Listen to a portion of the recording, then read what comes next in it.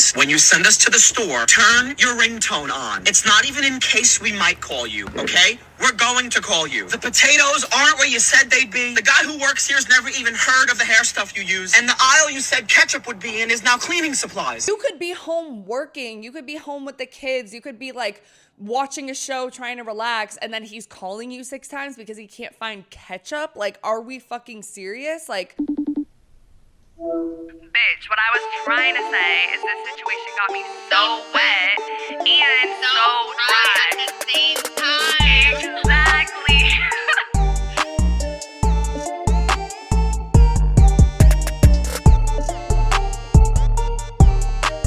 what's up, bitches? Welcome back to another episode of So Wet, So Dry. I'm one of your hosts, Fiji, like the island, like the water. I think I pulled my hip flexor fucking the other day, and I work in social media and marketing. And my name is Autumn, like the season. I'm a 2-year retired stripper who daydreams about going back to the club on the weekly basis. Okay. And I work in entertainment. If you're new here, what we do on So Wet, So Dry is we deep dive topics about sex, relationships, identity, all through the lens of pop culture, internet trends, and our community's experiences. We want y'all to be a part of the conversation. So please follow us on Instagram at So Wet, So Dry, because we post polls for every single episode. So you guys can share stories and whatnot. So follow us there. Today, we are talking about weaponized incompetence. What is it? Where does it come from? Do gender roles matter? Is it fucked? The answer is yes, but we're going to get into it. But before we get into all that, we're going to start the episode as we always do, real quick, talking about what we're so wet and so dry about in this very moment. So I'll go first. I'm so wet. Guys, if you are loyal listeners, you know that I was fucking with my man, who's not my man. And we, split up for a good little 3 months. But we're back, bitch. I don't want to hear it. I'm in love. I'm happy. The dick's good. I cut off all my other hoes. I don't want to talk to nobody else. No, I'm proud of you for cutting off your other hoes and not ghosting and just being like, cordial, friendly, like, hey, what's honest. up? I'm not trying, like, dude, honestly, that's fucking huge for you. And I love you were like anxious about it. You were like, oh my gosh, like, I think I should text him like right now. Like, and I was like, yeah, just get that shit over with. But no, I mean, it is what it is. I think, like, I see that you're happy, and that's literally all I fucking care about. I don't think he's a demon like some other bitches. So he's not. He's honestly fine. Like one of the best, probably the best. But we're not gonna like put him on a pedestal. But like, okay, but he's supportive of the podcast, so right? Like, yeah. He does. But anyway, guys, I'm happy. Don't give me too much grief. And yeah, grief. Yeah, so I would say I'm so wet because I read a book. Not actually, I guess I listened to a book. I listened to an audiobook, but that's still like reading, right? Reading, yeah. And it was, I know I'm super late per usual, but it was Jeanette McCurdy's memoir, and it was just absolutely fantastic. I listened to it in her voice, which I think was really impactful. Oh, that's dope. As someone that struggled with eating disorders, it was low-key a little bit triggering, but it was like it was very real and very good. And the other thing I'm wet about is I finished my puzzle that I got. It's Alice in Wonderland themed. I am unemployed. I literally just do puzzles and watch. Like, that's so cute. I'm losing my mind, but I'm wet about those two things. I love like a good story, like memoirs are so fantastic. Yes. So I love they motivate you because you hear about other people's struggles, you want to learn how to overcome them, all that stuff. And Jeanette McCurdy is an absolute warrior. Like, she is I need to read it.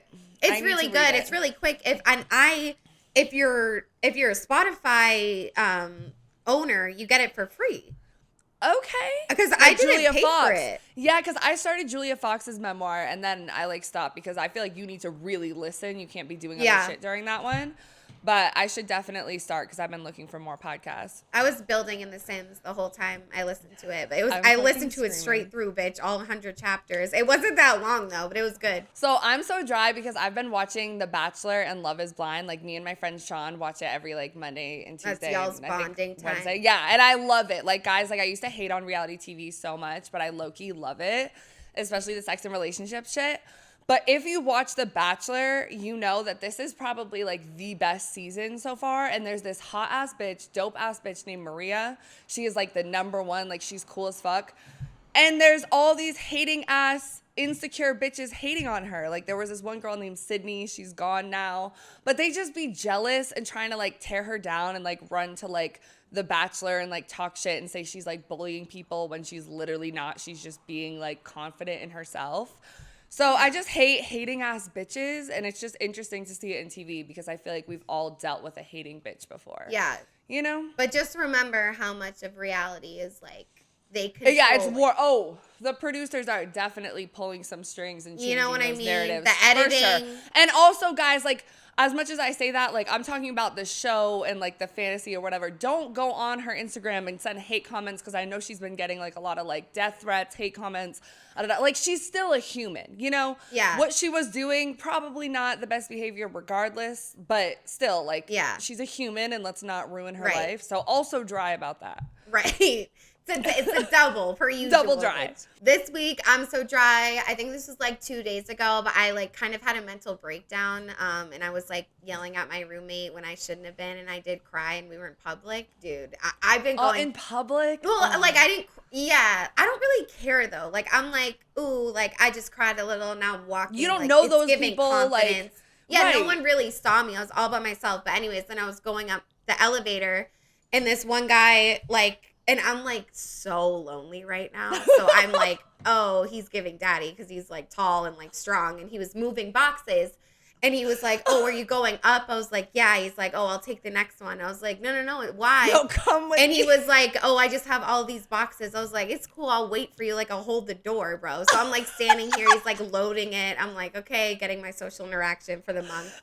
And then I had just cried, right? I don't look cute, like, at all. And then right when I was exiting the elevator, we were going up. He was like, are you, like, okay, though? Because, like, and then I literally was like, and I was like, have a good day. That's lost such it. a woman Because moment. when people say, are you okay? And when he you're not, cared, I was yeah. like, and I was like, oh, you're moving in? Whatever. He's like, no, I'm helping someone move in. I was like, oh, shit. His girlfriend probably. Damn. No. Okay. You think? Maybe it's his He sister, said, are you brother. okay? Like, the fact that he cared, like, really meant a lot to me in that moment. Yeah. Maybe you'll see him again. Well, honestly, this is wet. Why is this in my yeah, dry that's situation? wet. Like, it's a daddy in your building. The You crying can see in him public again. was, like, dry. But anyways. All right, so let's get into this week's topic. We are talking about weaponized incompetence. And just like every fucking episode we do, we define it first. So, what is weaponized incompetence? Weaponized incompetence is a form of passive-aggressive behavior where an individual deliberately performs tasks poorly or pretends to be incapable of completing certain tasks. This manipulation tactic is often used to avoid responsibility, forcing others to take over and perform the task instead.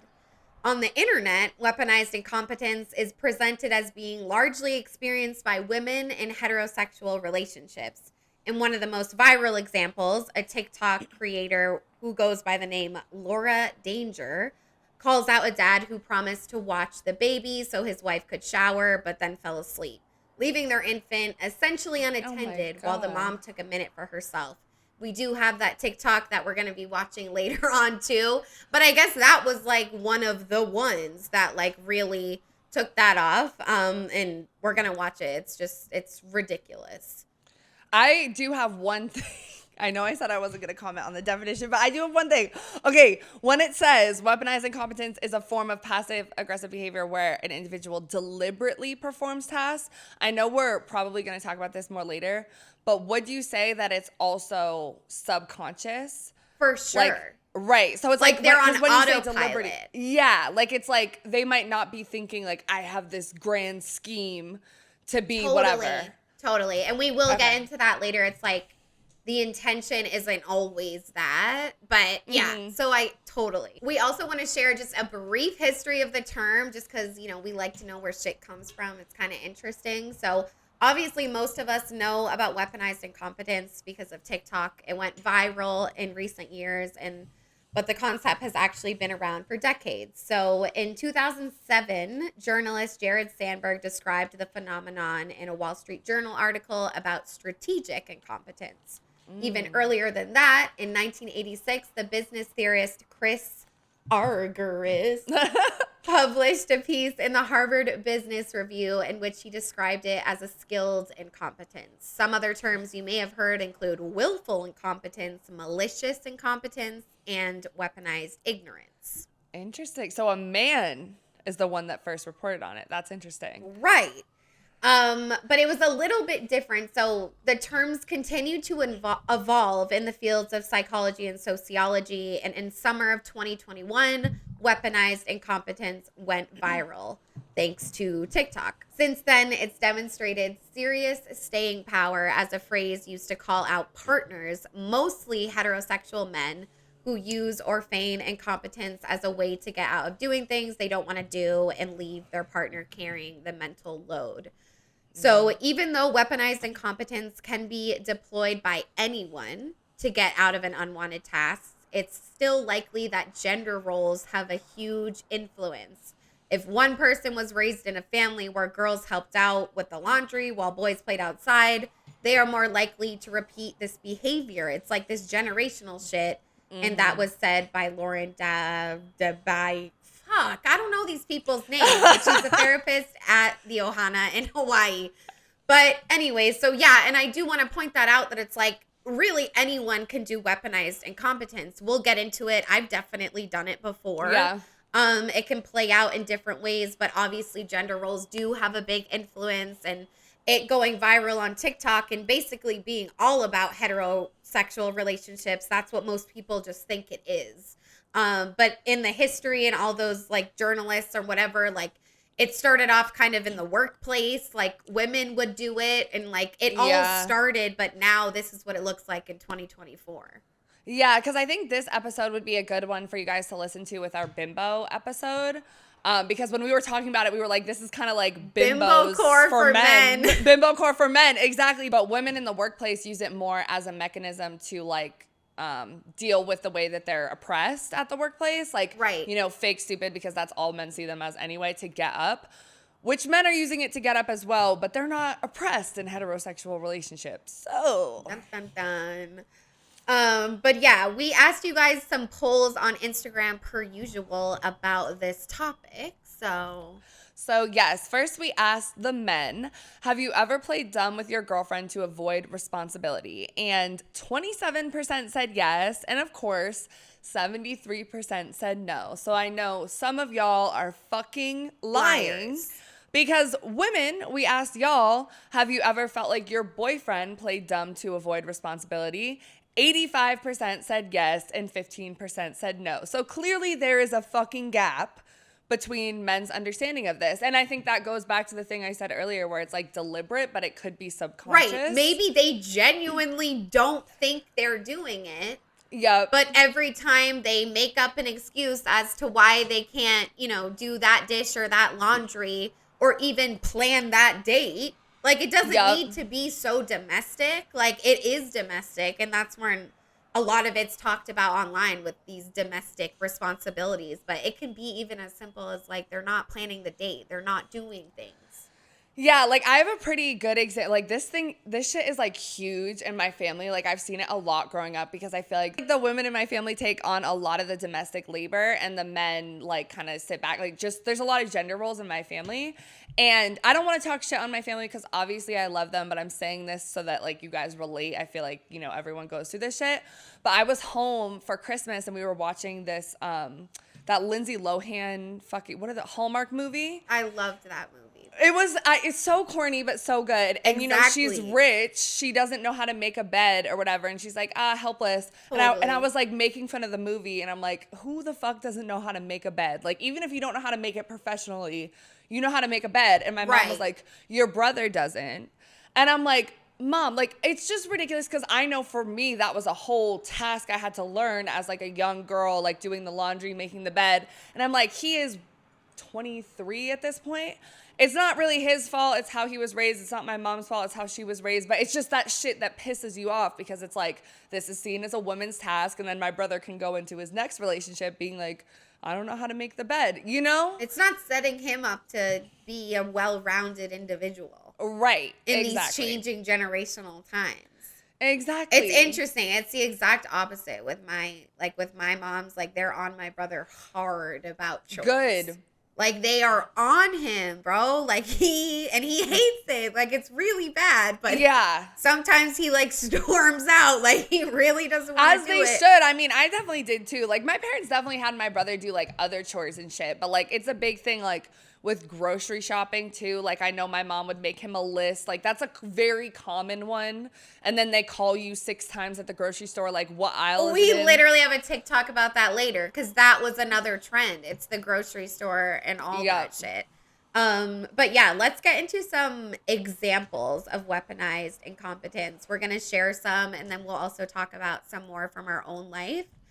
But basically, weaponized incompetence can happen at any time with literally any task. The biggest indicator is frequently finding yourself in situations in which your partner could take on or learn how to do something, but instead they pass the buck to you instead of taking initiative.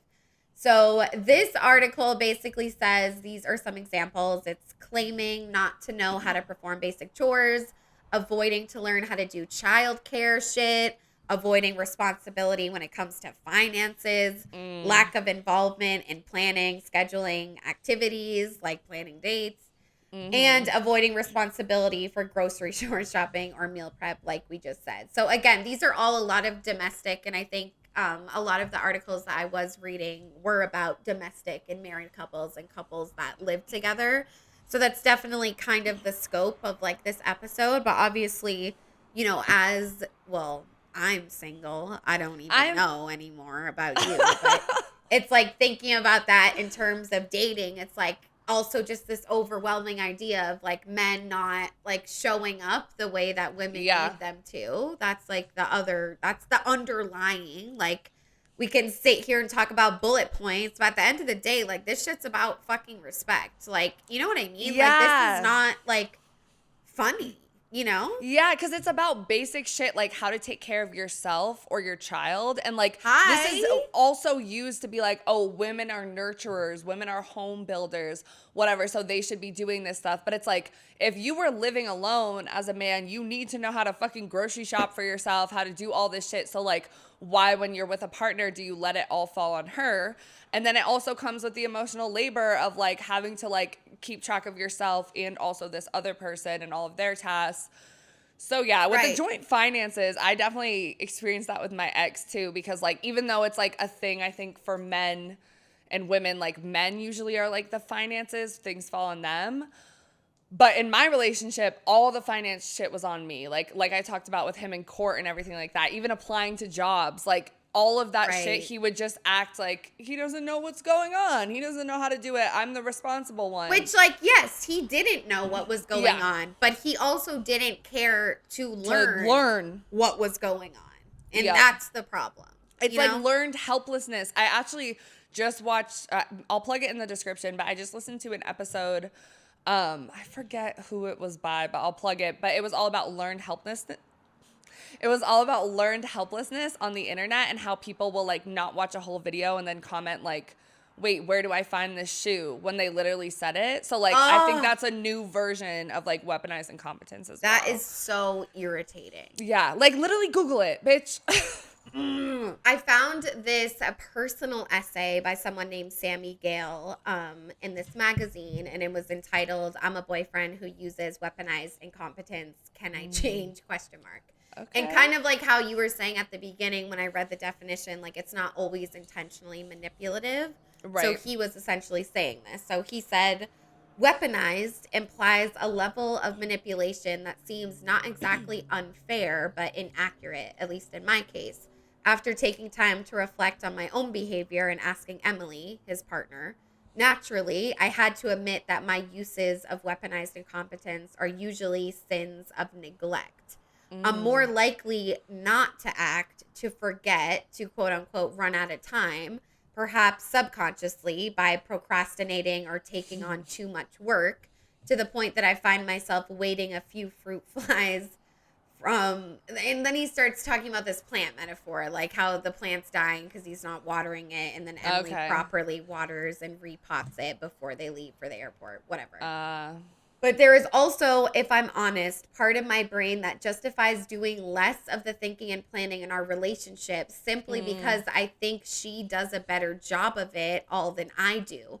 Before I heard what weaponized incompetence was, I didn't question my assumption that Emily is obviously superior at arranging fun weekends, keeping track of our money, email, whatever. So he's basically saying that it's like, well, she's just better at them. I'm not trying to manipulate anything. It's just like their strengths and weaknesses. And a lot of people argued, like these married couples, like, well, we're each going to take on the tasks that we're good at and we split it up and blah, blah, blah. So I don't know. What do you think? Yeah, this is a really good story because I like how he's like reflecting on it and like acknowledging it was like, the plant metaphor. Yeah, like it's clear that he like is realizing the problem, and I think that's the first step because like I think a lot of men can get defensive, especially when you hear a term like weaponized against your girlfriend or your wife. You're like, oh my God, I don't do that, which is why so many men voted against it in the polls. But I think it's really interesting that he said, you know, he assumes that his girlfriend Emily is like better at this stuff. And I think a lot of men, this stuff comes from a place of like insecurity too, where it's like maybe they were raised, you know, in a household where most of the women did this type of stuff. They start to be like, not only think that it's not their job, but just be like, oh, I'm never going to do it right. Or like she's going to just be like frustrated and want to do it better. Or like, I can't, like the helpless shit. I know. And which is so unattractive and not daddy vibes at all. Because if you bring it out into perspective, I mean, like we said before, like this is a generational problem. Like if you grow up seeing these dynamics in your household subconsciously, that's what you're going to imagine marriage to be like. Like, you know, that's a thing. And it's like, I had a different experience. Like my parents were divorced and my dad always cooked. He cooked every single meal. He was a great cook. Like he had a wife and she just, it wasn't her thing. She didn't want anything to do with cooking and she didn't. And so it's like that happens and that's definitely a thing. But I think for the majority, especially of like white America, like it's like, why am I saying white America? No, but I think you have a good point because honestly, like I was thinking about this when I was like walking my dog and thinking about what I was going to say for the episode. I was like, I feel like for me, it's come up a lot more with the white men that I've dated or been like family members than it has for the black men that I've dated. That's like what I was with the kind of exclusion thinking. of that one ex. But like, I really feel like, cause I think my dad did cook a lot. And he would pick us up. Like there was a time period when I was growing up where he stayed home and worked from home and my mom was like at work. So he was like the home parent or whatever. But it was such a big deal when he did. Like I remember my aunts and my nana and like whatever being all like, oh, like, are you ready? Like, are you ready to do this? Like, you're going to have to like acting like he's like 12, you know, and these are insane responsibilities when we're your kids. It's not that hard to make us mac and cheese and to like wake us up for school, you know? We're your kids. You should be able to take care of us when the other parent isn't present. Like that should be, we're just like, and then it's like, oh, so it's like the mom is more of the parent because like she birthed you. And so, you know what? It's like all so twisted. But I also feel like in a way, like it's also with the men. I feel like if they're mama's boys in a weird way, they're more likely to be like this because like, they're used to their mom like doing things for them. So they're like, oh, like she's got it. And then they give that to their partner. But I also think as women, we kind of got to reflect on that as well. Because I'm like, I know that my family was brought up that way. I've seen myself take on a lot of that shit in relationships that I've been in. But I'm like, if I were to ever have a son, I got to watch myself because I don't want to, you know, I think unintentionally women do, like raise their sons that way as well. I think I would have an incredible hard time raising a son because, I mean, if you guys even saw the way that I treat my dog, let alone my newborn baby. Yes. I mean, I'm just like the ultimate, like, and I think raising sons is really hard. Like, that's all I'm going to Yeah. say. But, Oh, it's definitely. and this is like, I mean, it's like, yes, this is a problem. Like, men are doing this shit in relationships, but if you bring it back, like, I really think it's just another, you know, patriarchy situation, the way that people are raised, like the stereotypes that we have, like, in our country and everywhere, like, it's hard to fucking, like, not, like, to miss that. Like, we're all just so immersed in it. But I think it's on men to, like this personal essay, dude, like, to really reflect on it. Yeah, because I think, like, also, I feel like most of the examples are, like, from my family. But, like, it becomes funny in a way, too. Like, even when I was talking in the prison episode about, like, my ex and how, like, him getting locked up would be funny because it was the same pattern over and over again. Like, I know, like, my dad would always joke about how my mom was the one who had shit together and he didn't. And, like, they went on their first vacation and he brought his clothes in a brown paper bag. And, like, didn't have a suitcase. And it's, like, this joke. Or, like, he doesn't know how to hang a picture frame. And it's, like, funny. Like, he's helpless. Like, it becomes this joke where it's, like, oh, you know, it's self-deprecating. Like, it's kind of funny. But at the same time, it's, when you really think about it, it's not. Because all of that work, while we can laugh about it to cope with it, is falling on my mom or, like, whatever women. And I actually tried to have a conversation with my dad and my brother about, like, similar stuff to this. And I don't think, like, they're not bad. Like, my gender roles in my family are not as bad as a lot of people's. Like, my dad did do domestic work in my family. But it's just crazy, like, yeah. And to flip it also, like, an example with myself, like, I definitely feel like this weaponized incompetence can also have to do kind of with being spoiled and just, like, really privileged. Because I definitely feel like as a little girl, like, I would definitely, and maybe this is just part of being young, but, like, you know, not do something because my mom would do it. And even, like, in my adult life, like, I live with one of my really close friends and she's my roommate, and, like, definitely with some chores around the house, I feel like I'll do it with her just because I'm like, she does do it. Like, she does clean better than me. And, like, I even said to her, I'm like, oh, like, she was like, what's the topic? Are you recording today? I was like, weaponized incompetence. She's like, what's that? And, oh, no, she knew what it was because of TikTok. And I was like, do I do that? And before I even finished, she was like, yes. And so it's just like, I definitely, so I get it. And that's why I'm like, it's not completely like just men. Like, I think there's a part of us, like, it's like a thing that some people do.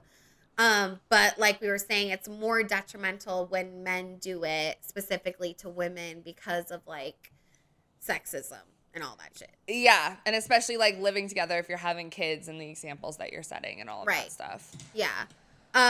So let's get into some TikToks. Oh. The hashtag weaponized incompetence literally has over 67 million views on TikTok. So like you said, it's viral as fuck. And this is a TikTok about a man going to the store and not knowing what the fuck he's doing. So let's watch it. Ladies, when you send us to the store, turn your ringtone on. It's not even in case we might call you, okay? We're going to call you. The potatoes aren't where you said they'd be. The guy who works here's never even heard of the hair stuff you use. And the aisle you said ketchup would be in is now cleaning supplies. Does she have to teach you how to eat the food too?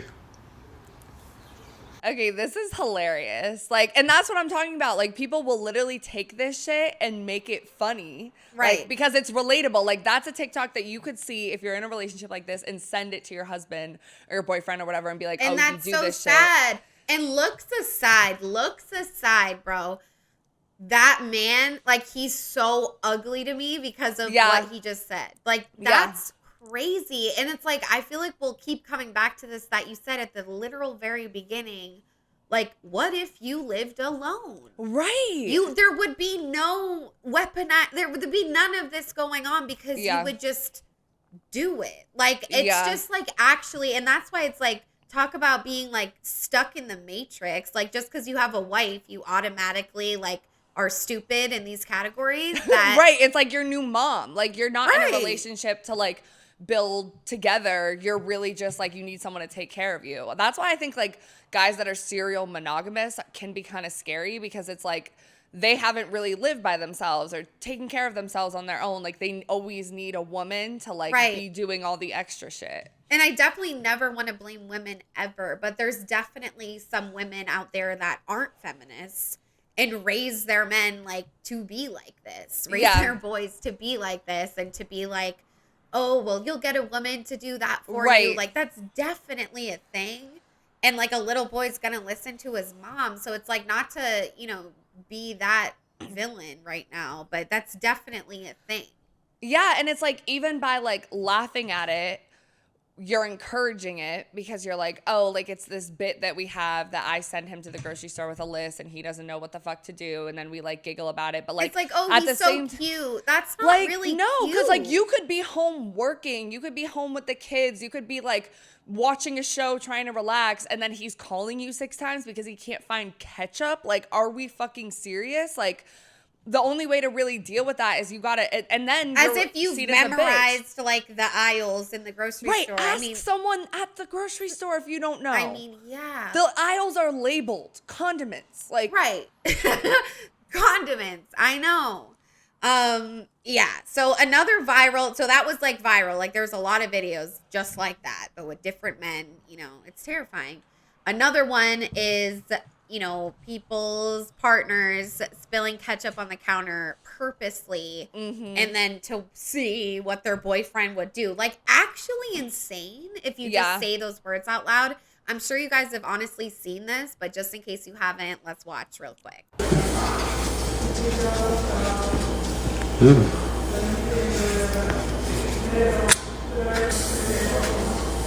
Oh, the fuck?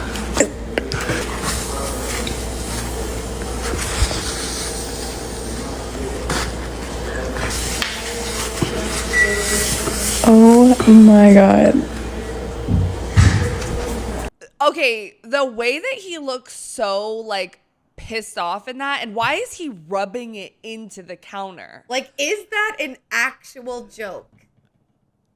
And he looks so pissed off. Like, why is she and making again, me do this? Looks aside, he's hideous because of Disgusting. these actions. Like, it's just absolutely crazy to me. And it's like, okay, well, you've obviously never worked like in customer service. Like, right. You know what I mean? Like, damn. Yeah, worked at a restaurant, anything. Like, have you ever had a job? Because like, what would you do? Yeah, have you ever had a job? That to me, like, that's not funny at all. Like, no, that one funny. is like the grocery store one. I could giggle about maybe if I was in the right mood. But that's I think funny. he like made the ketchup like an ingredient to the counter, like the like way that poor dog has a horrible. You know what I mean, bro? She needs to break up with him.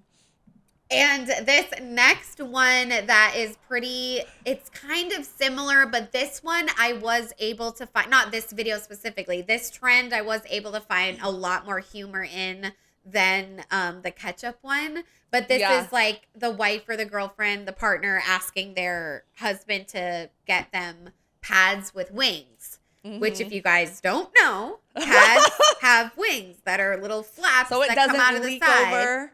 To like stick onto our fucking, like, it's a whole thing we go through, okay? Yep. But anyways, the other pads without wings, it's kind of just like up in the air, like what's going on? I hate those. That's a panty liner. They slide, like, they move. So let's watch this, and no hate to them at all, because this is one of my favorite TikTok accounts on the internet. Okay. Oh my God, Kyle, what is this, bro? I got you pads with wings like you asked. Kyle, right, I said pads with wings, bro. I did. I got you pads with wings. I got a variety of wings. My I got God. buffalo wings, bone-in wings, honey barbecue wings, fried wings. Kyle, I didn't say chicken wings. I said give me some pads with wings. I did, Jay. I got you pads with wings. Look at Kyle. the pads, Jay. You didn't even say my which kind God. you wanted. So I got you a variety of pads. Oh my God, Kyle, look, what? Read that. What did that say? It says maxi pads without wings. Exactly. Without wings. I wanted pads with wings. Exactly. Why would they come with wings? God, They Kyle. got maxi pads that come with wings. Kyle, yes, they do. Some come with wings. They come with wings? So Yes. you telling me that I got overcharged for these wings? that I Oh paid my for? God. Not chicken wings, Kyle. They come with wings already. They have maxi pads that come with wings. Yes, Kyle. So I need to take my receipt, get in the car, drive up to Myers, and get my money back for paying for these wings. Kyle, don't worry about it. Don't worry about it. I'm gonna just take the wings. Thank you. No. Appreciate it. I'm No, good. I'm I'm good. going to the store. I'll be right back. Okay, this one is actually like funnier to me because it's like, I get it. Like, not all guys are gonna know that you know, like, it's a period thing, like it's a woman's hygiene body thing, like they're not gonna know. I wouldn't even be mad because like chicken wings too, like, is a vibe. That's what I was gonna say. I'm like, this is more funny to me because it's also like, I mean, they were literally like, can I have pads with wings? And then they literally went and like got a whole meal. Like, it's like they really didn't do that. Was thank you. Yeah, you know, especially right. if you're on your period, like Wingstop. I want like, wings too. I would be down. So that's why it's a little bit less, but it's still like I find myself babying them and being like, oh, that's so cute. Right. Which, yes, I guess you're not like banned for life if you don't know what pads with wings are.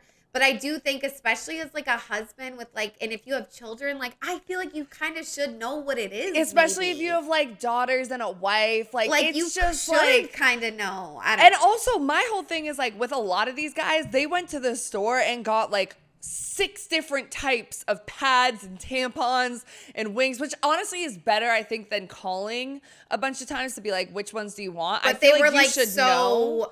they had no idea. They were like, I'll just get the whole row, please. Right, like let me just get the whole fucking aisle. I saw one where this Then woman she sent her stacked for 3 son. months. One woman sent her son and he came back with adult diapers.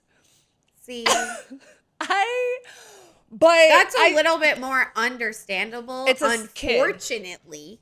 Right. But that's society for you.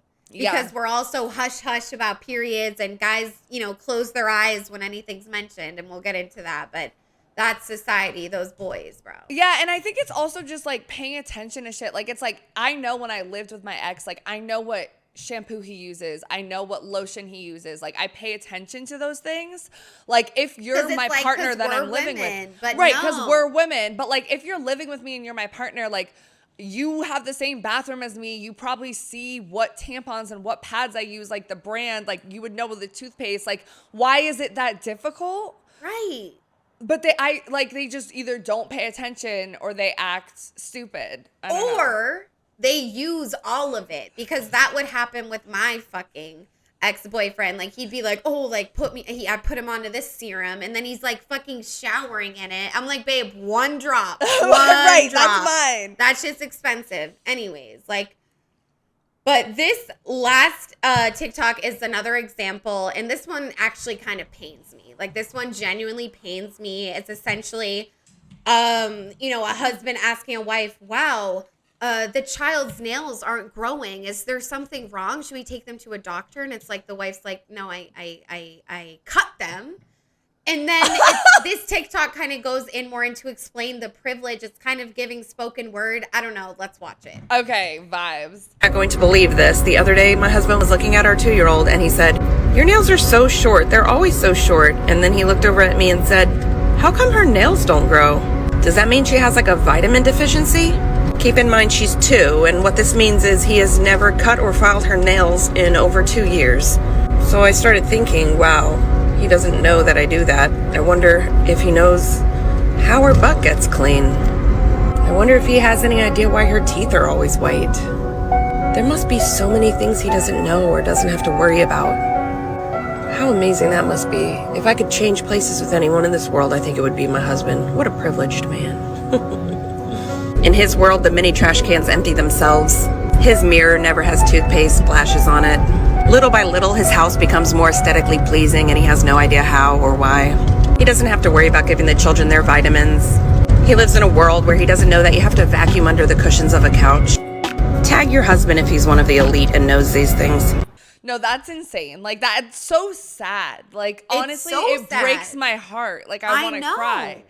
And it's like that's a white family, gonna point it out. And also, this just brings me back to the generational shit. It's like, I feel for the children. And there was another TikToker that made a thing about this, is like, I don't feel bad for the partner, I feel bad for the kids, because it's like, right, she's growing up in that society. Like, my dad doesn't, change my diapers, do my nails, whatever. Yeah. As a 2-year-old is helpless and actually needs things. It's just like the irony. And then that messes you up when you like grow older too, because like you're going to be like, oh, like men, I'm not used to men taking care of me or taking care of things. Like you're used to like women doing that or doing that yourself. Like, how can you have a 2-year-old and just not, like, it's your baby too. Like, it's literally your child.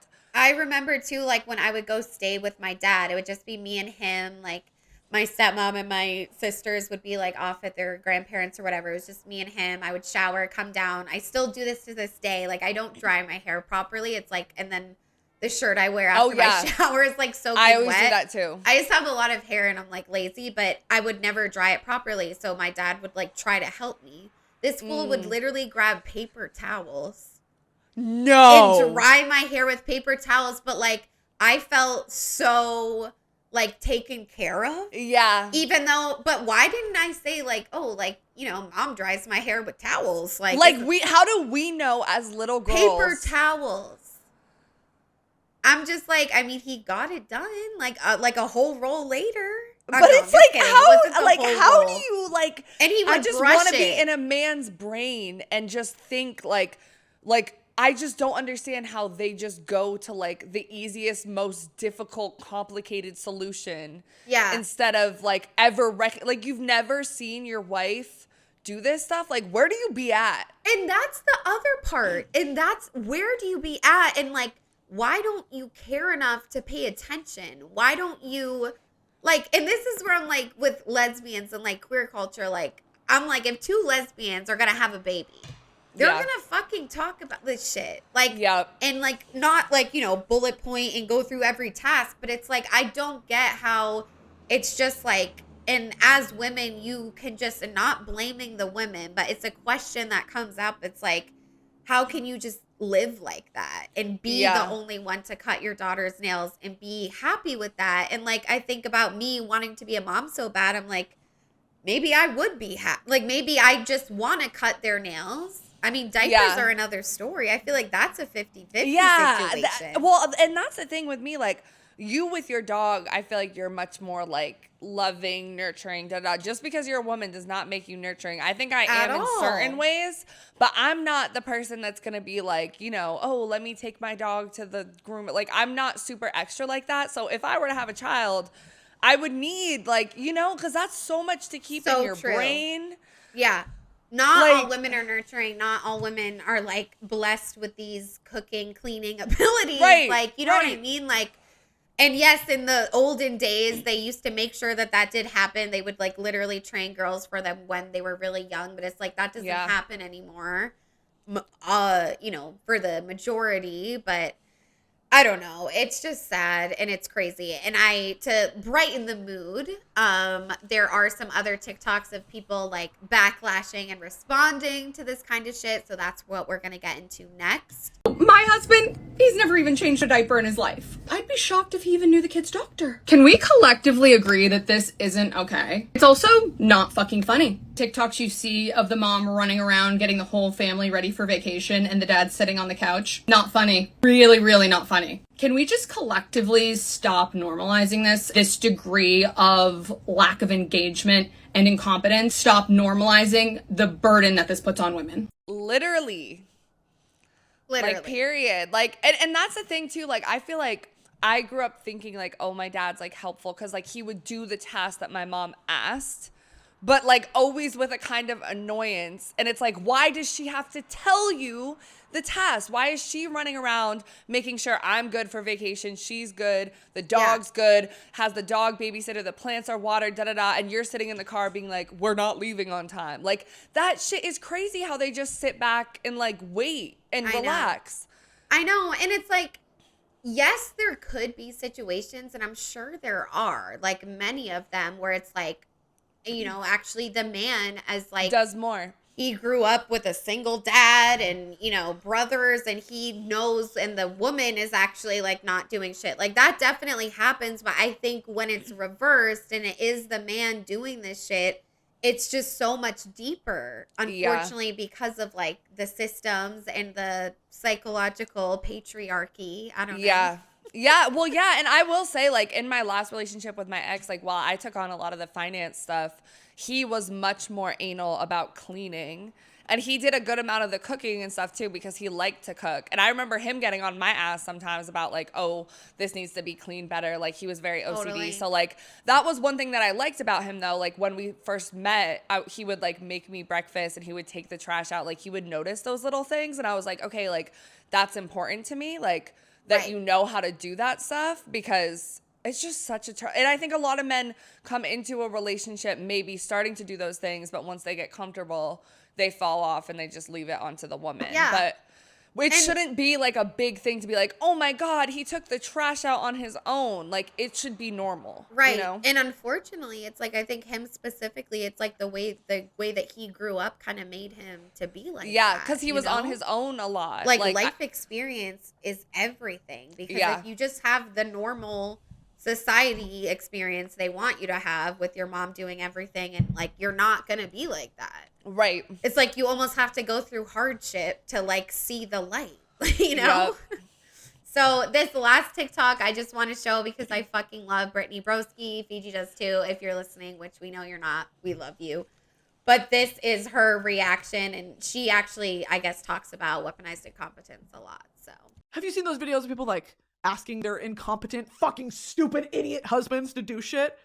Hey babe, can you clean up this mess? And it's like ketchup on the counter. Have y'all seen that fucking video of the dude doing that? He's like, I don't know how to, and he takes a paper towel and he just starts smearing it around. I have never felt more pure rage, just white hot rage. Because men do that shit on purpose. You know what I mean? They do that shit on purpose, so you'll do it for them. I've talked about this before, the weaponized incompetence. I know they do it on purpose. No one's that fucking dumb. Is this how you do it? I'm going to literally knife you in your sleep. I'm gonna gypsy rose you, bitch. I don't care. Clean the fucking ketchup! I want to be a man for a day. I'll just have a mattress on the floor. I'll have one chair, one fork, one spoon, one bowl, one knife. And I'm playing my video game all day. And guess what? Women would still want to... Like, she's too much for me, bro. Like, I'm so attracted to her because of her sense of humor. But anyways, yeah, people are fed up and they fucking should be because this shit's not funny. Like, I feel like trends on TikToks always like make things seem like light and funny. Yeah. And part of that's good. You don't want everything to be so real and dark all the time. But the reality and the saddest part is how many of experiences are like this online and how many people relate to it, hence it going viral. Like, that's the sad part. It's like people not posting it online are experiencing it too. Like, it's everyone. So yeah. Yeah. And that made me think too. I don't know why that TikTok made me think it, but I do think men do this a lot at work too. Like, I've experienced men being like, because, you know, they want to be in charge all the time. But then when it comes to things that are more like, quote unquote, women's or feminine tasks, like designing the PowerPoint or being like getting all the information together, like they love to just think out loud and have like the women like go organize it kind of thing, you know? So it plays out like everywhere. And it's just, you have that fed up like rage in you where I think that's also where we get this stereotype of like nagging women, like your nagging wife always nagging you to do shit. So annoying. Like, babe, get off the couch and do the dishes. But the question is, why does she have to nag you? To nag you, right. Why is she even doing that? It's like no one talks about that. I know. It's fucking exhausting, bro. And I swear my mom used to say that shit to me exactly. Like, if I didn't nag you, it wouldn't get done. Yeah. And that's how these wives be feeling. Shit. Okay, moving on to this article about this one TikToker kind of calling out this behavior and saying it's fucked up. I just kind of liked it. Essentially, it's the co-host of the podcast Dating Kinda Sucks. His name is Adam Heath Avidable. And essentially his own TikToks on the subject of relationship dynamics have over 4 million likes. He said that there is just this huge environment of people who sometimes need to be called out. If you're not capable of understanding that dishes need to be done, or that the laundry needs to be put away, or that the floor needs to be swept, then you're a fucking moron, okay? And you are an immature little infantile baby. And then he said, I think it's important for men right now to talk about what we've done so that we can move forward. It's about holding ourselves accountable. If you consider domesticity to be beneath you, but it's okay for your partner to do it, then what are you saying about that person? And that line is what got me. Because if we keep, breaking it down, like moving the perspective, it's society, like it's the way boys are raised, blah, blah, blah. But this is just straight up like women like are below us. So therefore they do the cooking, cleaning, and the stuff that, some people like to do, but it's definitely not as good as like what the men do, which is like, I don't know, pay for the family dinner. Like and that's the thing, like and what he's saying about this, I love that he's a man. And I feel like the more we're talking about it, I'm like, this to me is a men's issue. Whereas like male loneliness, when we were talking about it, I'm like, I feel like it's a men's issue as well as a women's issue. Right. And I think with male loneliness, when it comes to mental health and getting help and getting resources, I think weaponized incompetence plays into that as well. If they're just relying on their partner for the emotional labor and not going to therapy, their partner has to schedule it, like whatever. Like that can be the same thing. But the more we talk about it, it's like when women are carrying the brunt of all this fucking work and men consciously or unconsciously, know what they're doing. I think it's a thing for men to get together and talk about. I think women need to like remove the only way it's going to get better for this. I feel like women just have to stop doing shit for men. Like, that's what I was going to say. If anything, it's stop doing shit for men, and it's, and moreover, stop encouraging it. Like by stop doing it, because you are kind of encouraging it if you allow it to let it to go on. If you laugh about it. Yeah. And you laugh about it. And you coddle them. Like I said, some women, maybe they genuinely don't care because they have so much joy in life that like they want to do it, sure.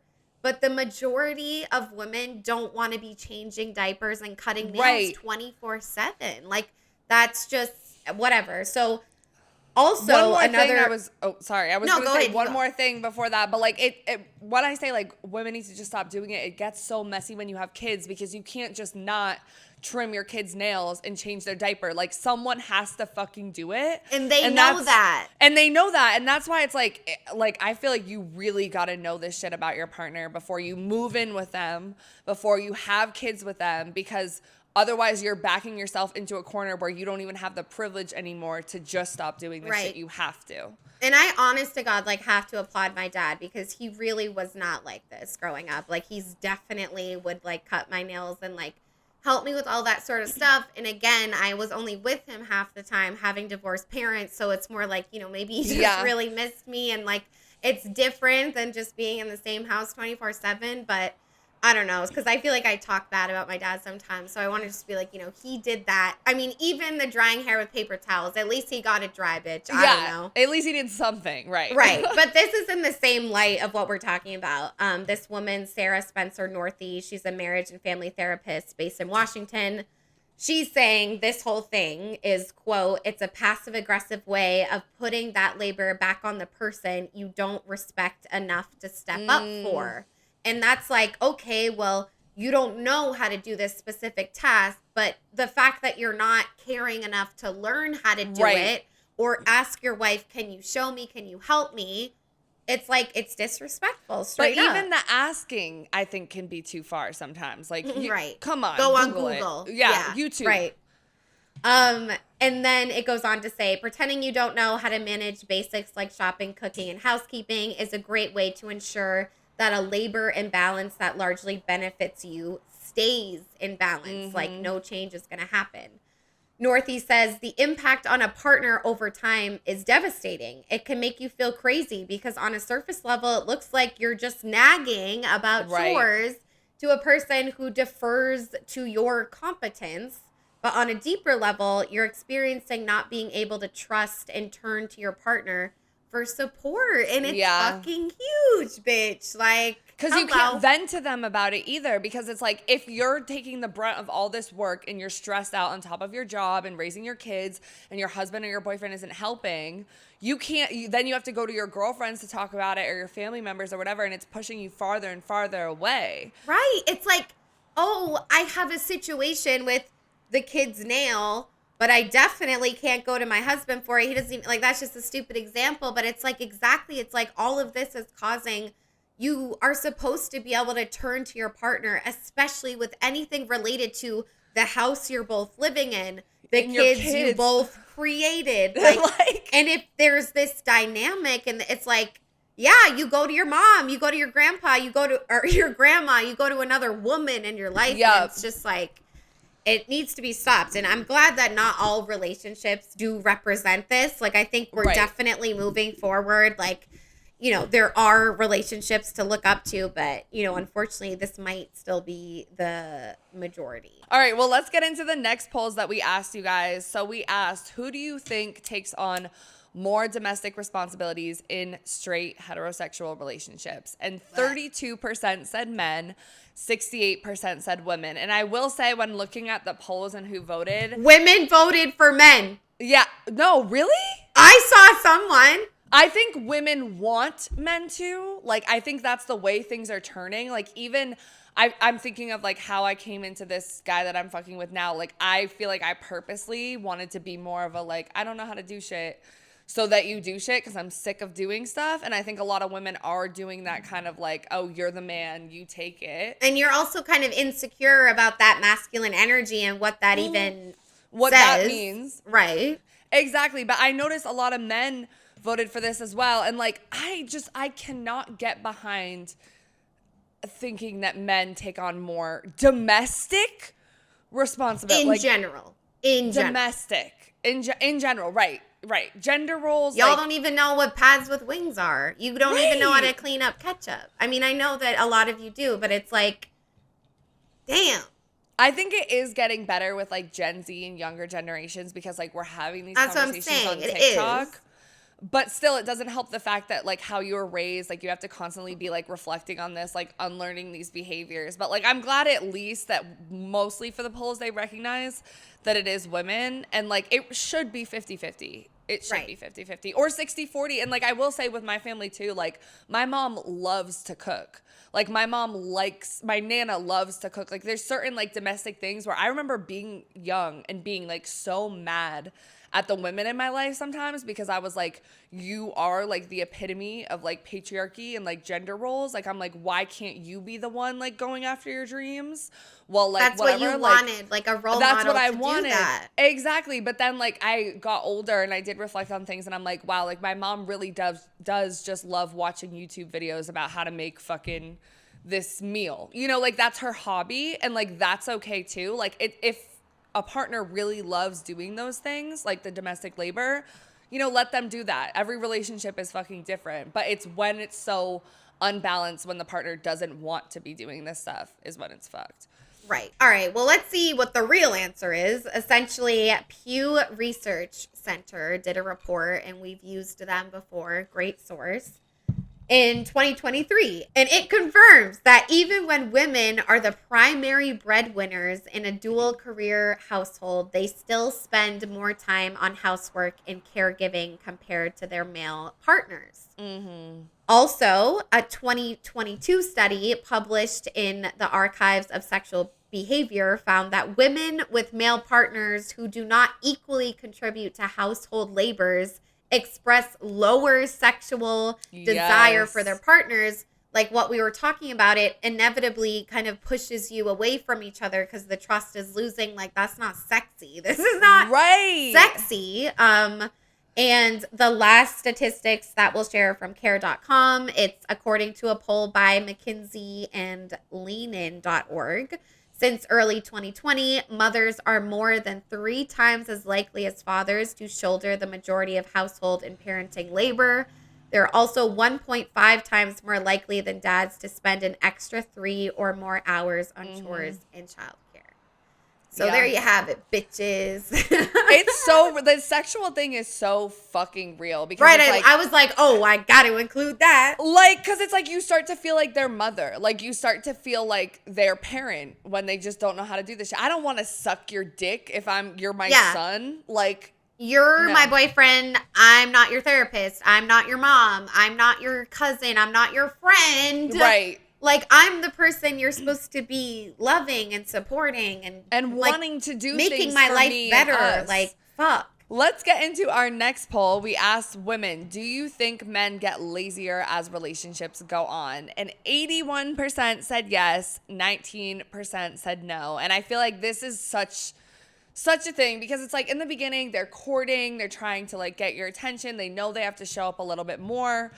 But I think there's also this trope that it's like women love harder in relationships, and that like they like are more willing to make things work. Yeah. But it's and also we're more like loving in general. yeah, but it's also this manipulative thing that I've had men do to me, and I've seen with friends where it's like they'll like get lazier and like pull away, but it's that psychological shit where it's like the woman will like try to do more shit to like get them to like win over their attention and be how it was in the beginning. But it's kind of backfiring because it's like you're just showing them that they don't have to do shit. I know. And lazy can look like a lot of different things. It can mean lazy like actual domestic responsibilities, and just lazy and like showing up for you in general. And it's like, exactly, it's like once that kind of, you know, for a lot of people, once that chase shit is over, that feeling intensity, it's like I think people, maybe generally speaking, get a little bit lazier as the relationship goes on because the spark is not as strong. But I think healthy relationships like work together to get that spark back, or whatever. At least that's what I want for myself. I don't want it to just be, oh, inevitable, like the spark is dying, like, well, here we are, this is what happens. No, like you can fix that shit. So, and I think like there is this lazy husband trope that like goes on where, again, it's like the nagging wife, the lazy husband on the couch, and that does not help, you know, boys growing up to, you know, we want to help boys grow up to be great, successful, and loving and nurturing men too. And that does not help either. So. Yeah, and it ruins your sex life because it's like there's also the trope about men getting lazy fucking you and like you not coming and then you needing the vibrator, same position over and over. And it's like it feeds off of each other. Like, again, I feel like I say this all the time, but is it the chicken or the egg? Like, where does it start in the cycle? Because it's like if you start to be lazy around the house, then she's nagging you, you're growing further apart, then your sex life isn't as connected, and then it gets lazy in the bedroom. Like, this shit is not all connected. It's all connected. Like, I'm not gonna want to suck your dick if you don't know how to clean up ketchup. Like, I'm not sucking the soul out of you anymore. Right. Fuck. Okay, last poll that we asked you guys. Men, have you ever deliberately done a task wrong to have your girlfriend take it over? Only 33% of y'all said yes, and 67% said no. And this kind of goes back to what I was saying before about the deliberately thing, where it's like, I don't think men are complex or smart enough to be thinking on a day-to-day basis, I'm going to do this purposely so that she has to do it and I have to do less. It's so subconscious and ingrained in them, that psychological patriarchy, the way that they were raised, where but it's just like, some of them but are they're lying. Wrong. I feel they're wrong. They're wrong, and also some of them are definitely lying. They know that they've done it, and they're saying that they haven't. I believe that too. Both things can be true. But even if you have or you haven't, I mean, stats don't lie, baby. Y'all aren't, you know what I mean? Like, good on you, Be self-aware, I guess. Right. Well, let's transition into, you know, kind of like why men should be more reliable and dependable and like not use this sort of weaponized incompetence, and that inevitably pushes you away from your partner anyway. So we basically, the inspo for this whole episode was this TikTok right here. So we will I won't even say anything. Let's just play it. Messing with an independent woman is a very dangerous game to play, and I don't recommend everybody do it because the first impression means a lot more to her than it does to you. And when I say first impression, I'm not talking about the first time y'all meet each other and how y'all bond. I'm talking about the first time she asks you to do something. If you fuck up, I promise you will never have access to that woman again. Independent woman is very hard on herself because most of the time she's not only delivering for herself, she's also showing up for other people. So she gotta hold herself to this very high standard. And as a man, if you come through saying that you can lighten her load and you fuck up the very first time, you can't really blame her for getting rid of you. When a woman is independent, it's very hard for them to give their responsibilities to somebody else because their entire life, if they wanted shit done correctly, they did it themselves. So if they trust you with doing something for them, you need to show up and you need to do it the right way. I'm saying that to say, when you meet a woman and she's better off without you and she then gives you opportunities to show up for her, you need to look at all of those as privileges because I promise you, if you show up for them when they need you to, you'll be around for a very long time, my boy. Show up and do shit the right way the first time. So this TikTok is huge. Autumn sent me this and I was like, yes, like this is the topic for an episode. Babe, you sent me this. No, babe, you sent me this. Oh, really? I know for a fact you sent me this. Were yes. you like proud and shit? Yes, I was very proud because I was like, Okay. this is a complex TikTok. And like this, we could have taken it in multiple different directions. And that's why we had a really hard time with this episode, because this was the inspiration, not the wings, not the ketchup, whatever. Like, right, exactly. This is kind of like this was a where it piece of started. Because I think with the weaponized incompetence, there comes this whole stereotype about the lazy husband, but then there comes this stereotype of the independent woman and the woman that's on her shit and gets everything done. And I think a lot of women have experienced a relationship in the past where their husband, boyfriend, whatever, is incompetent, so they've taken on a lot of this labor. Then when women are going into their next relationship, it is so crucial to show up and do things like correctly the first time when she asks, because she's looking for that shit. Like she knows like we reflect on our past relationships and why they didn't go well and like just whatever. like everyone. Yeah. So it's like when we ask you to do something, I think it's like so big, especially in the beginning. And that's not to say that if he does it right in the beginning, he's not going to fuck up later on.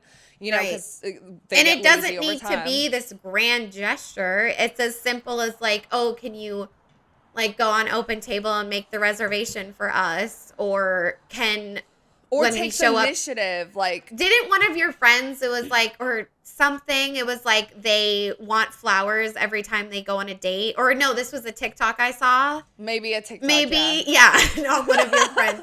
But it was like, I believe that I deserve flowers, so I just started asking people like, oh, can you bring me flowers on our date? And like whether they do or whether they don't or whatever. It doesn't even need to be like that, but it's like, it's definitely impactful, and taking away all of this, like first impressions are already so impactful. Yeah. But I think the specific thing of like asking for something and then either getting it or not the first time matters a lot to women.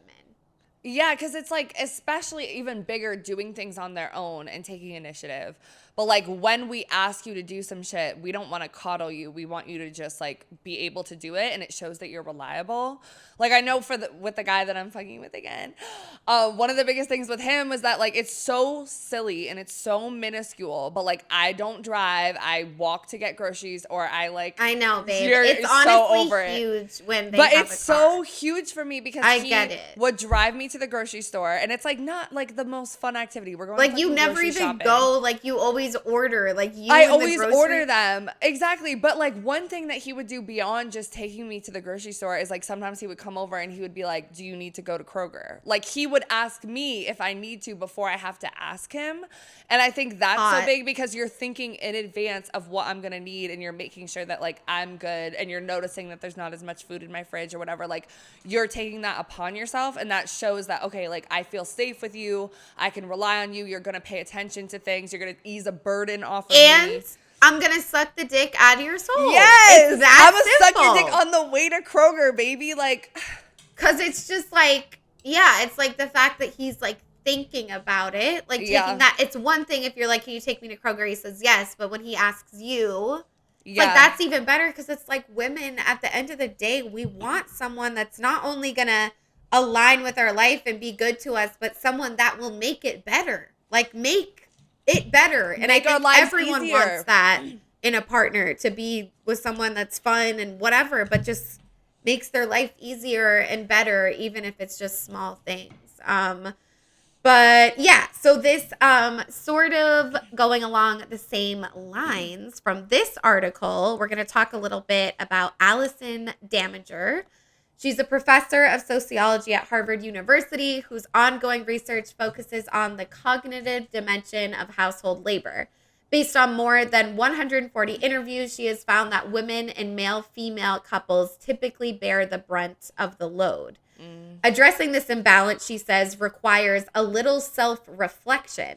Yes. I think the first step is to recognize that in almost all cases, you could make some changes if you wanted to. Mm-hmm. It's going to require making conscious thought to break out of those patterns, and that's not necessarily pleasant or fun.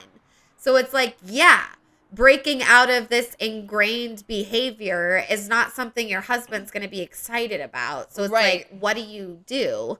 And then Damager calls this rebalancing of the scales a rough transition. Like, it's not fun.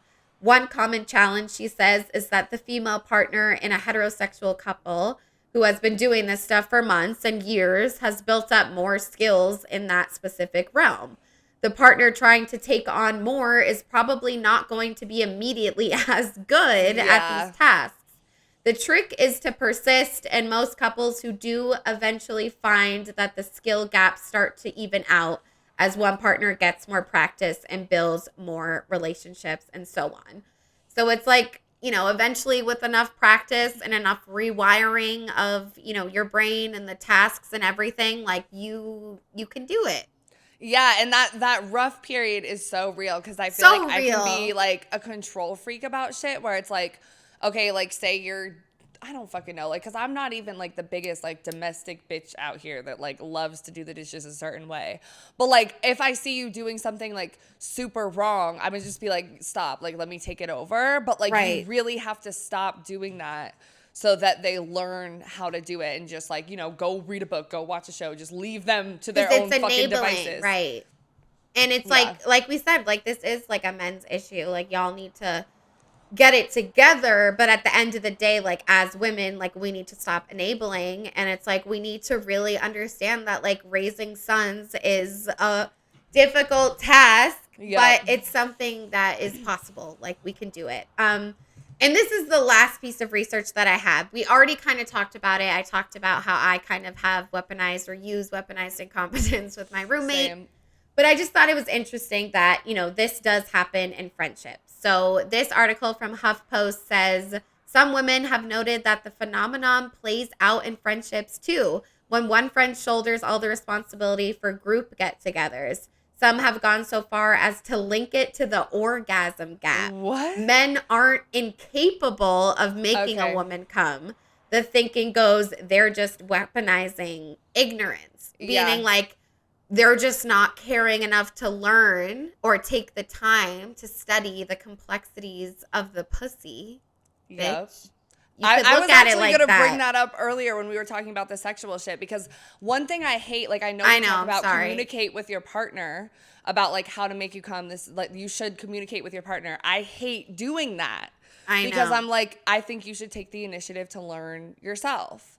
I do too. I mean, I think you specifically hate doing that. I think a lot of people like doing it and it can be a turn on. So I think that can work. But at the end of the day, like, yeah, I would say a better route would be to either talk to your guy friends or female friends. Yeah. Like that's like a friend thing. Like at the end of the day, your partner can give you tips and say yes or no or move that way or whatever. But like, you should care enough about her pleasure that like you did a nerdy fucking YouTube video on or it. You like play with her body and like learn while you're fucking too. Like just you pay like attention, go with the flow. Bro. Like you don't just give up. Cause like I've had an ex before in the past that would like, and our relationship was bad in other areas, which I think bled into the sex, but he would just like give up and be like, you're not pleased right now. And it's like, okay, well, I'm still trying to get there, but I'm giving you the opportunity to like whatever, you know, and I'm trying to teach you too.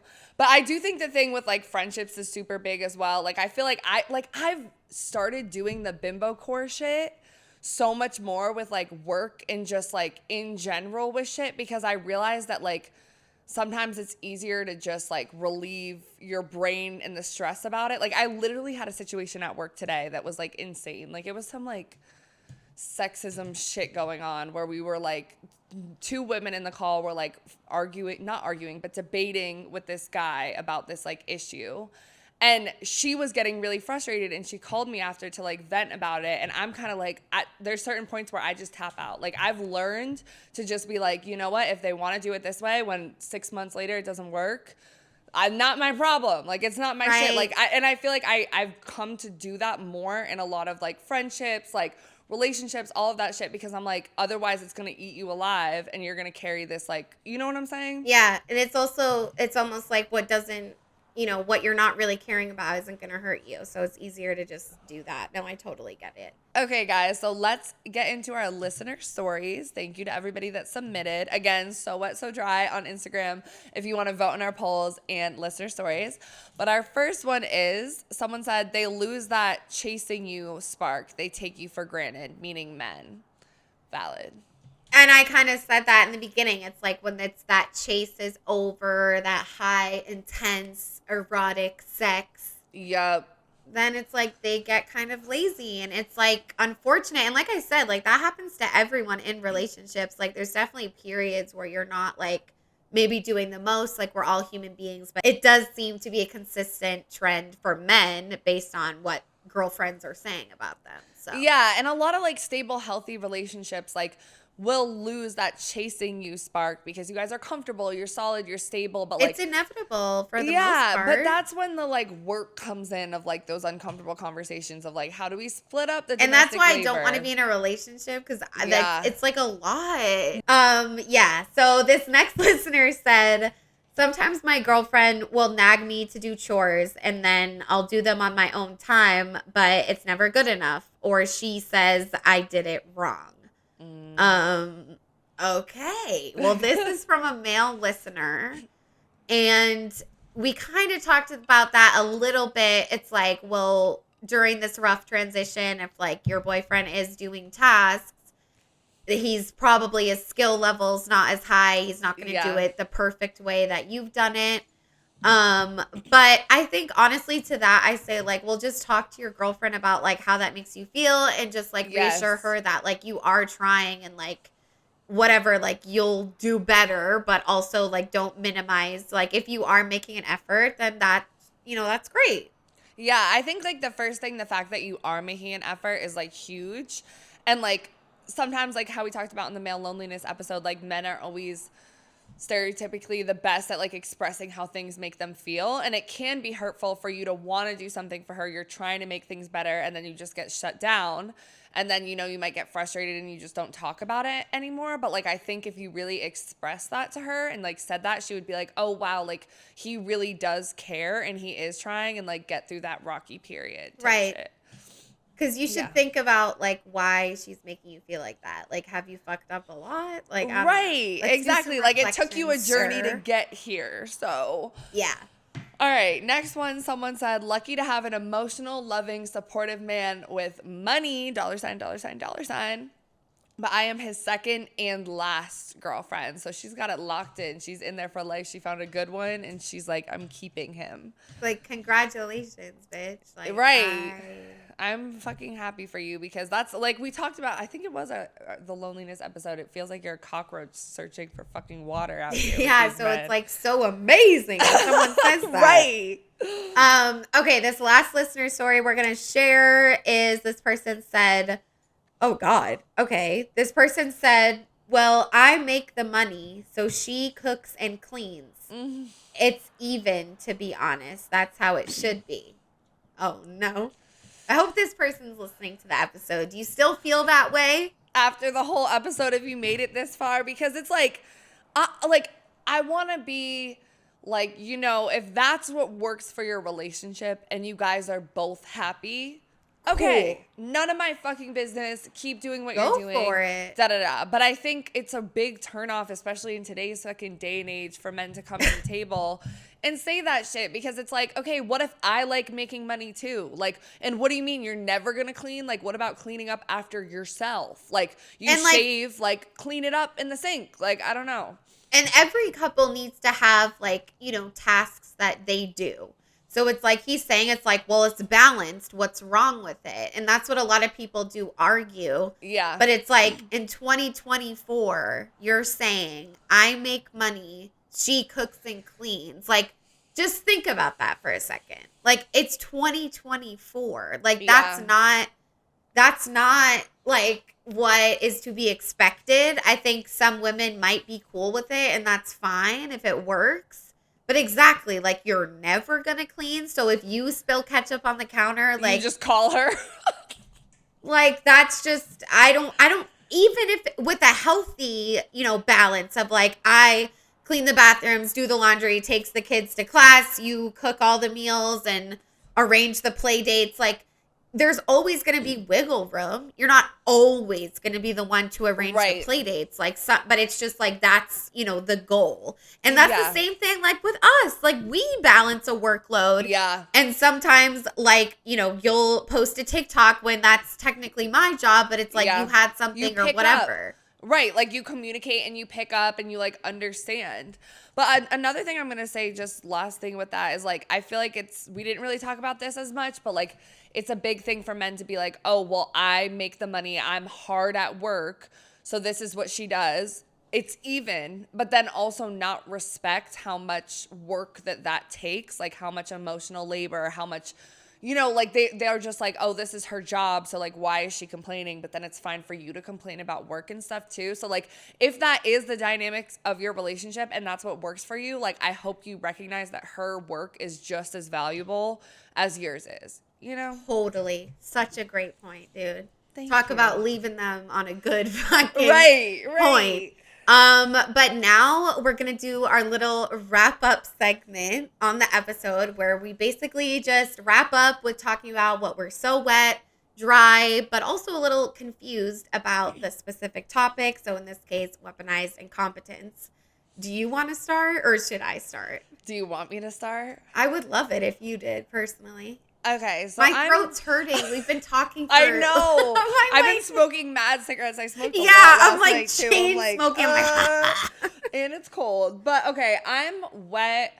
I'm honestly wet about the stories that we've heard from men that are like making the effort and taking the initiative to like at least recognize like the throughout problem. the episode. Yeah, and it's going to be like the essay from that guy. Like, I really liked that and his little metaphor. Good. Like, that was a really good story. Like, I really like to see that. And again, like, me and Autumn are on this new leaf of not hating men all the time and talking down to them. Like, we want to recognize and encourage and see them as whole human beings and like ways that we can work together as men and women to have healthy heterosexual relationships, friendships, whatever. So like, I do want to acknowledge that and encourage like any men who are listening that are making an effort. And like, if you even listen to the episode, that's a first step. So I'm really wet about that.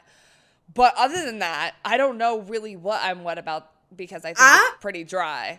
I'm definitely wet that like low key, like men can't get away with anything anymore. Like, right.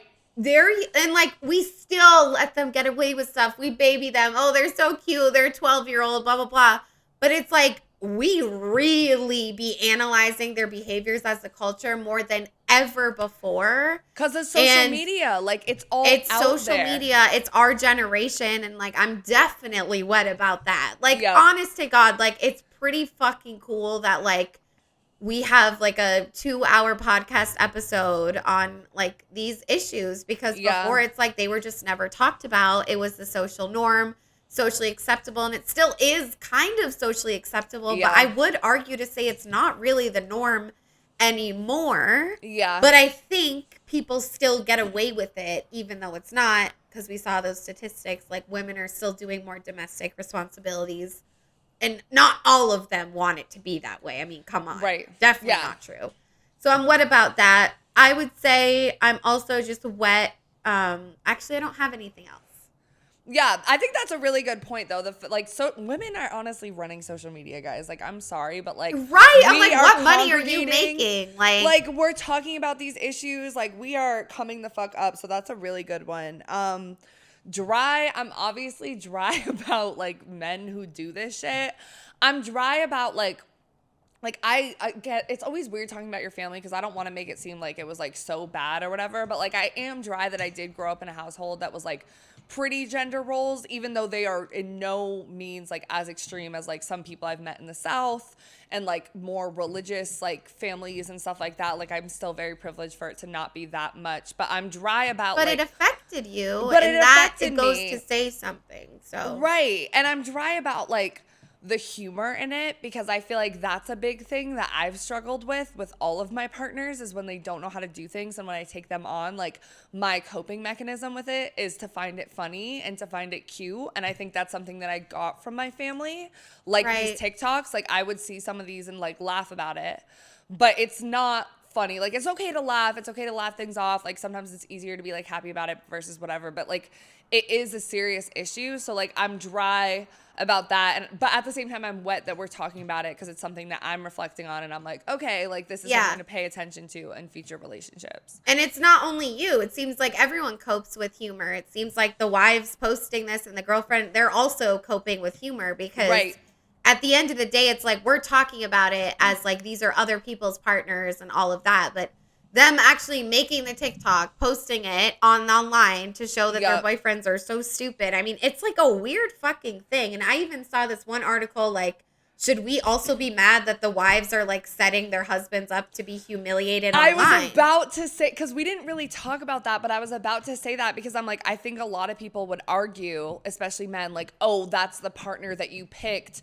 Oh, like you just picked the wrong partner. You're enabling it. You're putting up with it. But like, I think once we realize how big of a fucking social issue this is, how like consistent it is across all men and like women in relationships, it's like you can't, it's good that they're talking about it, you know? It's not ill-intended. I don't think it's meant to connect and talk about the issue.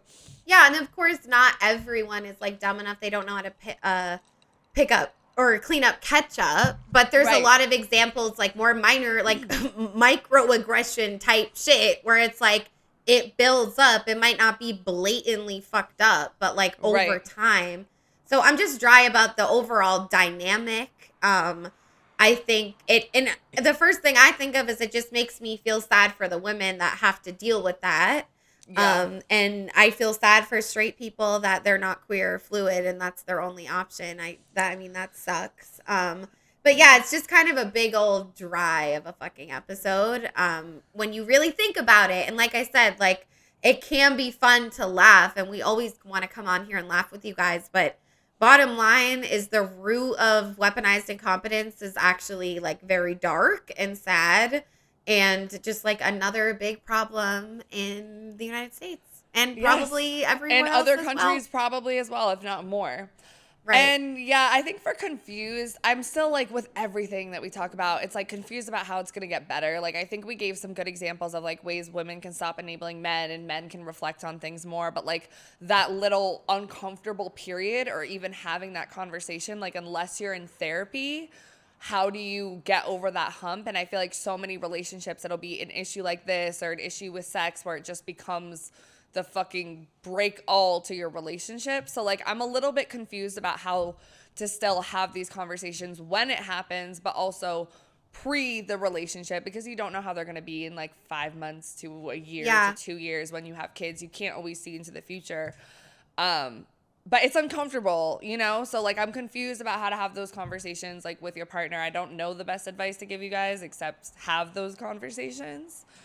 But yeah, I think have those conversations. And honestly, if it doesn't go well and your partner's like, even if they think it's ridiculous, they should see that you're concerned and therefore want to take action to make that better. So I know it sucks, but it's like, unfortunately, maybe it should break the relationship because you deserve to be with someone, you know, better than that. So it's hard, but you have to do it. Being in relationships is hard. No one ever said it was easy. You know, love is fun. But I really think after that first year, like shit gets real, baby. So buckle up. Yeah. But yeah, I would say I'm confused about our polls because all the men were lying. Yes, that's a good one. Like what, why?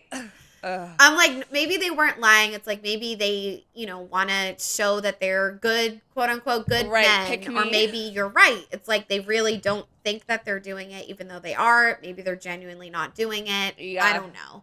But that's confusing because I feel like I know that they do it. Like it goes on for sure. I think exactly like what you said, they don't have the full definition of what, because even it's like I admitted, like I've done it. I've done it when I was younger. I've done it too. Did it with my roommate. Like I get it. Like no with one wants parents, to do fucking house chores, bitch. But like we got to. But yeah, so I think that about does it for this episode. Please let us know if you guys liked it or if you didn't like it by dropping a comment below if you're watching on YouTube. If you're also watching on YouTube, please subscribe, like, share, all of that.